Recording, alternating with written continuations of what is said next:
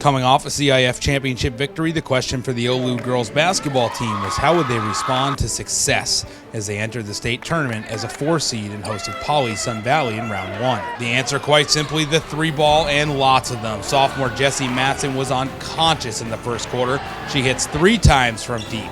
She also shows a little flair as she flashes to the lane, dishes to Emma Bacon for 2.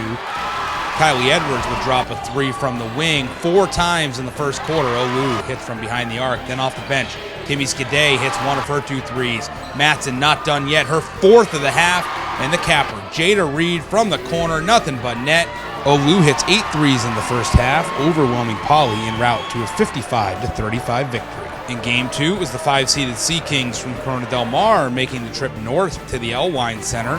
Early on, it was a battle of the bigs. Italia Bruning for CDM goes inside and banks 1 in. Then she steps back and hits the 3. She had 10 in the first quarter. For OLu is Gloria Bates, the runner in the lane for 2. Then the triple threat, the steal on one end, the rebound on the other end, and the putback. OLu down 13-12 after 1. Early second, Melody Yu from straight away made it 15-13 Sea Kings, but take note, it was the last time CDM would make a field goal for 15 minutes, and why? Defense for the Lancers. Jada Reed picks off the pass. On the other end, Jessie Matson, boom goes the dynamite. Kylie Edwards gets one to roll around and in, and then Matson into the lane. A great pass to Bryn Adams. The Lancers finish the first half on a 10-0 run, lead 23-15. In the second, Gloria Bates again with the steal, again with the rebound, and again with the putback, and she would cap off a 17-0 run with a little jumper in the lane. The Lancers went on to win 37-24 to advance to the regional semifinals of CIF State. In the regional semis, the Lancers would face a stiff test against the 1-seeded Wildcats of Brea Olinda. But you wouldn't know they were the underdog by the first quarter. OLu came out blazing hot. Gloria Bates drives to the lane, banks it in for 2. Then the jump stop in the lane, she had 17 points, followed by Brooke Hutto.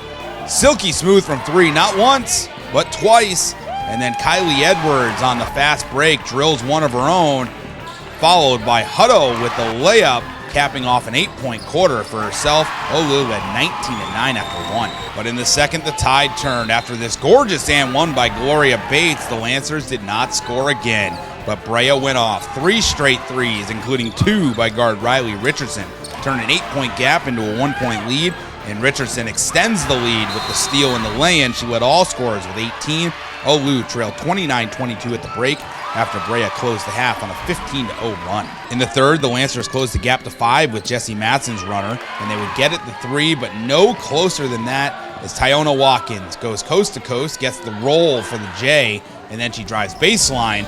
And the season for the Lancers would end at the hands of Brea Olinda 52-44. Head coach Tom Howard reflected on their unbelievable run. These girls committed themselves to each other. They committed themselves to this long run. And whatever was going to happen, they didn't know. Heartbreak, elation, you never know. But they committed to something. They gave up the time and the effort. They committed to the program, to the school, to each other. And I'm just so happy that they got rewarded and are able to call themselves CIF champions. The Lancers finished with a 25-9 record, the second most wins in school history, and of course the Division 3A CIF title. For the Orange Lutheran Network, I'm Dave Cacciaputi. Be more, be a Lancer.